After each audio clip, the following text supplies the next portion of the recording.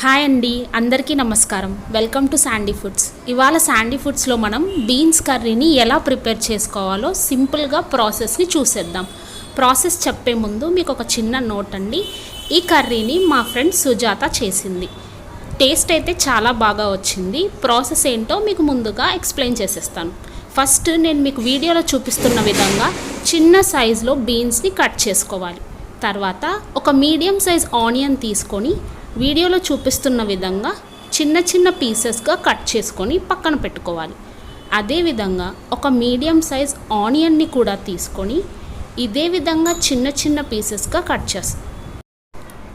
చూడండి, ఈ విధంగా ఒక మీడియం సైజ్ ఆనియన్ని తీసుకొని ఈ విధంగానే కట్ చేసుకోవాలి. మనకు నచ్చిన సైజెస్లో కట్ చేసుకోవచ్చు.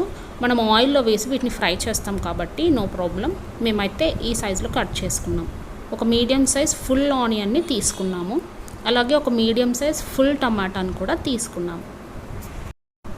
సో ఈ పీసెస్ని ఇప్పుడు పక్కన పెట్టేసుకున్నాము. ఇప్పుడు స్టవ్ వెలిగించేసి పాన్ పెట్టుకొని అందులో ఆయిల్ యాడ్ చేసుకోవాలి. ఒక 2 టేబుల్ స్పూన్స్ వరకు ఆయిల్ యాడ్ చేసుకొని ఆవాలు, జీలకర్ర, అలాగే ఆనియన్, టమాటా పీసెస్ మనం ఇప్పుడు కట్ చేసి పెట్టుకున్నాం కదా, వాటిని యాడ్ చేసి మిక్సీ జార్లో కొబ్బరి, వెల్లుల్లి, ఆనియన్ కూడా వేసి మిక్సీ పట్టుకొని ఆ మిశ్రమాన్ని కూడా ఇందులో యాడ్ చేసుకోవాలి. ఫ్లేమ్ని కొంచెం చిన్నగా పెట్టుకొని పచ్చివాసన పోయే వరకు ఫ్రై చేసుకోండి. తర్వాత ఇందులో మనము చిటికెడు పసుపు వేసుకోవాలి. ఇలా చిటికెడు పసుపు వేసుకొని ఫ్రై చేసుకోవడం వల్ల పచ్చివాసన త్వరగా పోతుంది. ఇప్పుడు మనం ముందుగా కట్ చేసి పెట్టుకున్న బీన్స్ ముక్కలని ఇందులో యాడ్ చేయాలి. యాడ్ చేసి ఫ్లేమ్ని ముందుగా చెప్పినట్టు మీడియంలోనే ఉంచుకోండి.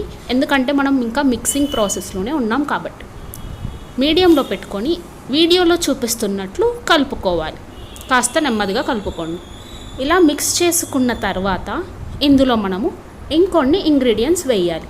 అవేంటంటే రుచికి తగినట్లుగా మనం కారాన్ని యాడ్ చేసుకోవాలి. మేమైతే 2 టేబుల్ స్పూన్స్ వరకు కారాన్ని యాడ్ చేసాం. చిల్లీ పౌడర్ యాడ్ చేసుకున్నాం. మీరు మీ టేస్ట్కి తగినట్టు యాడ్ చేసుకోండి.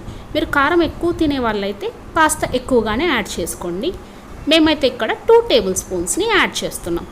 దీంతోపాటు మనము ధనియా పౌడర్ని కూడా యాడ్ చేయాల్సి ఉంటుంది. ధనియా పౌడర్ మాత్రం 1/2 టేబుల్ స్పూన్ నుండి 1 టేబుల్ స్పూన్ వరకు మాత్రమే వేసుకోండి. ఎక్కువగా అవసరం ఉండదు. వీటితో పాటు మెయిన్ ఇంగ్రీడియంట్ ఏంటి? సాల్ట్. ఎస్, ఉప్పుని ఖచ్చితంగా వేసుకోవాలి. 1 టేబుల్ స్పూన్ వరకు సాల్ట్ని యాడ్ చేసాము. మీరు మీ టేస్ట్కి తగ్గట్టు యాడ్ చేసుకోండి. ఇప్పుడు వీటన్నిటిని బాగా కలిసే వరకు ఒకసారి మిక్స్ చేసుకుందాము. ఫ్లేమ్ని అదే విధంగానే ఉంచాము, ఇంకా పెంచలేదు. ఇలా మిక్స్ చేసుకున్నాక ఒక 1.5 గ్లాస్ వరకు వాటర్ యాడ్ చేసుకోండి. మీరు ఒకవేళ గ్రేవీ ఎక్కువ కావాలనుకుంటే ఇంకాస్త ఎక్కువగా యాడ్ చేసుకోవచ్చు. ఇలా యాడ్ చేసుకున్నాక ఫైనల్గా మనం ఇందులో యాడ్ చేయాల్సిన ఇంగ్రీడియంట్ పల్లీల పొడి. ఇది కూడా 1 టేబుల్ స్పూన్ వరకు యాడ్ చేసాము. దీనివల్ల కర్రీ చిక్కదనం వస్తుంది. ఇప్పుడు వీటన్నిటిని ఒకసారి మిక్స్ చేసి కుక్కర్ పెట్టేసి విజిల్స్ కోసం వెయిట్ చేద్దాం. 2 విజిల్స్ వస్తే సరిపోతుంది.